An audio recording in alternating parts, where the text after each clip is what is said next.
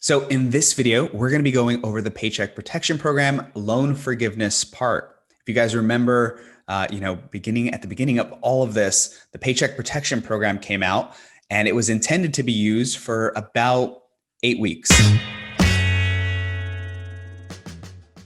And it was supposed to cover payroll, rent, some expenses, and a lot of people took it. A lot of things have changed. So they changed some of the leeway with, how much of it had to be used for payroll. It dropped down from 75%. And they also extended the covered period. And they also just kind of made it easier for business owners to use, because a lot of people were freaking out. I mean, I remember people were basically, just complaining about, hey, look, I already spent the money. I spent it at a different period. And how do I use it moving forward? I can't sustain because things are closed. But all those things have kind of resolved themselves. It took a lot of different bills to basically be passed afterwards to just kind of amend it. But the one thing that hasn't changed, and is probably the most important in this whole process, other than getting the money, that's one part that's great. But the reason we got it as business owners is because we thought it was going to be basically a loan that could be forgiven.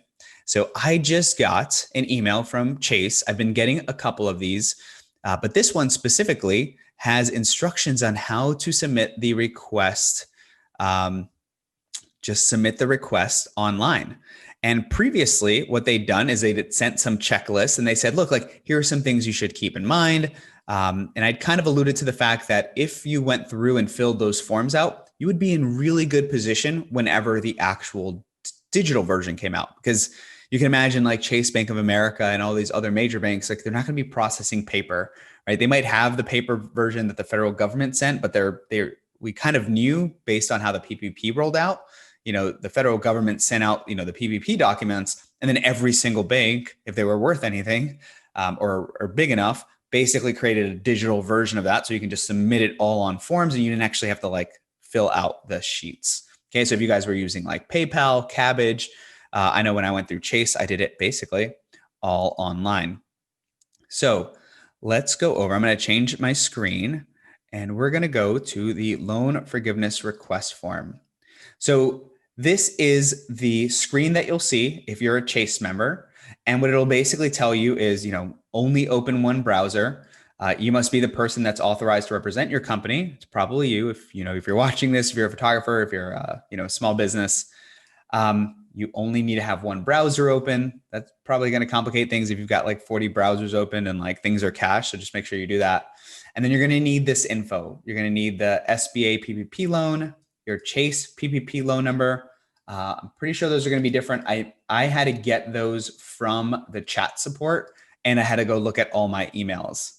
The funded PPP loan amount, you'll find that, number one, you can either look at your bank statement, for whatever date that hit, or you can find that in your documents that you signed, and then the funding date, which you'll also find in the contract, or whatever official form you signed before they sent you the money. Okay. So let's go through it. I had to log in, so I'm pretty sure I'm signed in.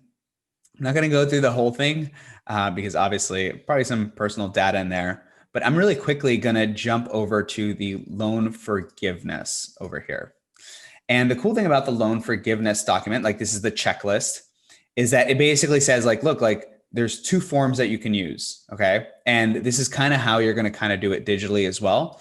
And there's different versions of this. There's the complete long version of it, and then there's like the easy version. And they kind of tell you, hey, if you kind of ran into some issues with payroll, if you cut your staff, if you cut the hours, then you might not be eligible to use the easy version. And you might have to go more robust and do calculations and do, arithmetic, math, multiplication, division. But for the most part, I think most people, if you didn't lay off all your employees, and a lot of you watching this maybe only had yourself and maybe one other person, you can probably use the easy form. Okay. But there's a lot of really good information here. It's just kind of like a check card, just in case you forgot, like, oh man, I don't have some of this info. I forgot about it. You can just at least start collecting this. Okay. And you can see here, if you can calculate your average full-time equivalency, use the simplified or detailed method, see page 4 of the 3508. And this is what I was talking about. Like, if you cut employees and you kind of fell out of that average that you were supposed to keep, then you might actually have your forgiveness lowered and not all of it can be forgiven.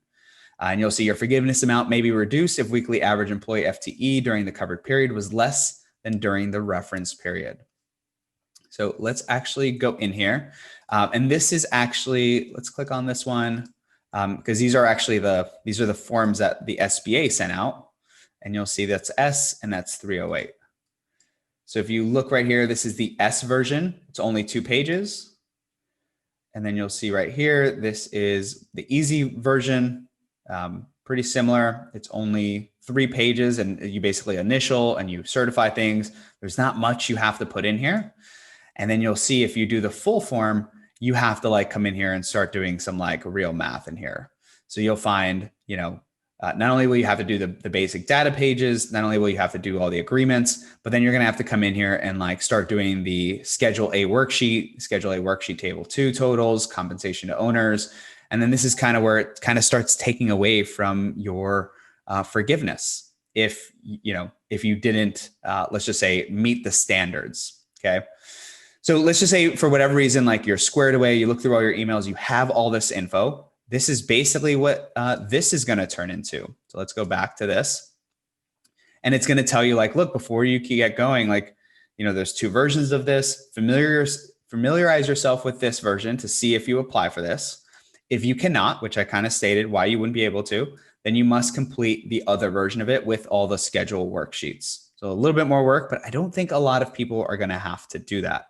And just keep in mind, if you did get the EIDL, this actually becomes a part of the unforgiven version of, of the amount, and you have to have your EIDL number and the advance amount.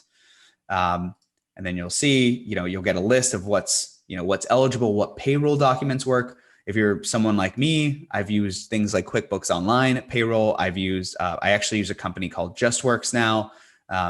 It's kind of like a group plan. It's called a PEO. And by the way, this is like a huge tip. It's called a PEO, Professional Employment Organization. So if you have more than like 4 to 7 employees and you want to give people healthcare and you want to be competitive, then this is a great place because they take over a lot of your compliance, they take over your payroll, they take over your kind of like your HR, some of those aspects, your employee handbooks, and you can get access to their group benefit plans and stuff like that.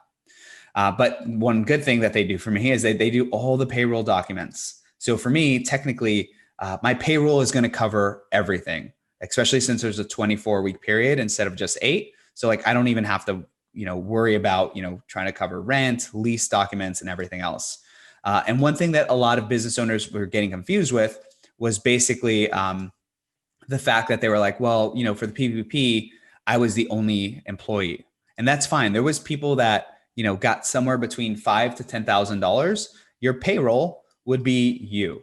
Okay. So you can see here your state quarterly tax forms. If you're not doing a super official payroll, through a third party, you can still submit your 941.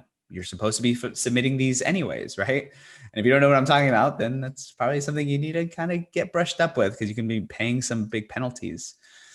Bank statements of, contributions. So these are forms, by the way, that almost every single business owner, whether you're self-employed or not, or you have employees, you're supposed to be filling out regardless. So you don't technically need like a QuickBooks Online. You don't need a PEO and all that. And then the rest is pretty obvious, and it'll tell you, your lease, your rent documents. You couldn't have made the lease, after February 15th. Your mortgage interest, your utilities. That could be, your internet, your water, your power. You guys get the point. And let's keep going. Check this box if I'm ready.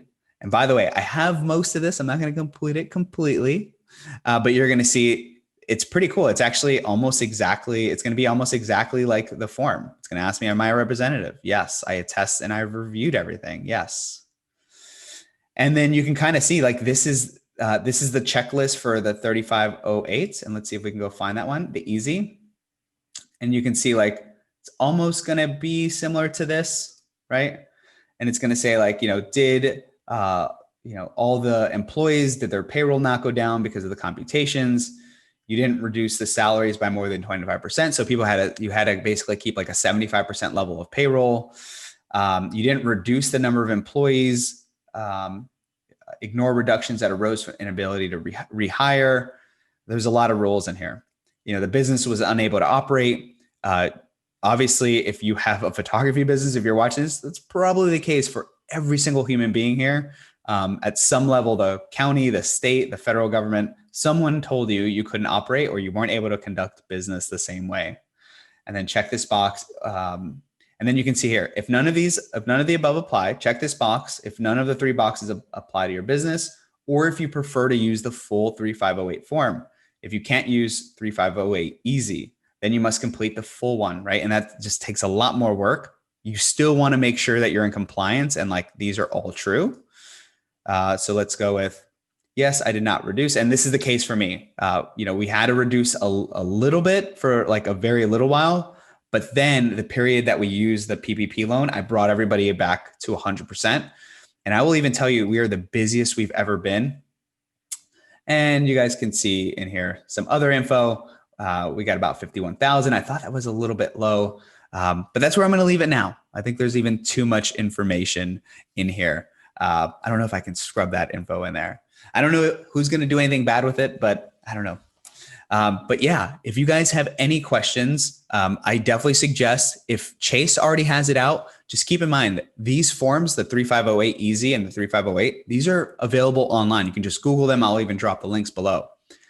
So what that means is you can at least start filling it out on paper. And I've said this a couple months ago when these forms came out, you can start filling it out on paper. You can start accumulating all the documents you need, start downloading them, getting them ready in a folder. And then whenever your bank's ready, maybe you used a local credit union, maybe you use a local mom and pop bank, and they're not going to have an online form like that. You'll at least be ready to go.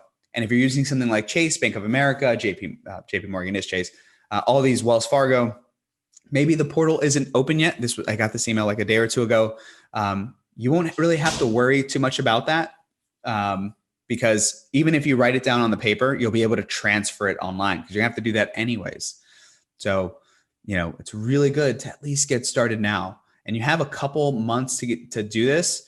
So I definitely suggest if you know anyone that needs this information, go ahead and tag them in here, comment, anything to get this up. I will tell you the thing that I feel like my contribution has been is that from doing these videos, I can't tell you countless people that didn't think they rated the EIDL, that didn't think they rated the PPP, were able to kind of extract and get rightfully so the taxpayer money that they put in, right? Because you guys have been paying taxes to Social Security, federal income tax, FICA, unemployment, all that.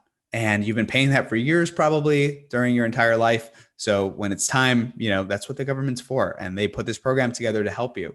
So even the people that didn't think they rated it, I told them, hey, go fill it out. And people were messaging me back and saying, oh my God, I got the money. But this is the most important part, right? Because now it has to be forgiven, especially if you got the PPP loan. So if you guys have nothing else, that's it for this one. And I will see you guys in the next video.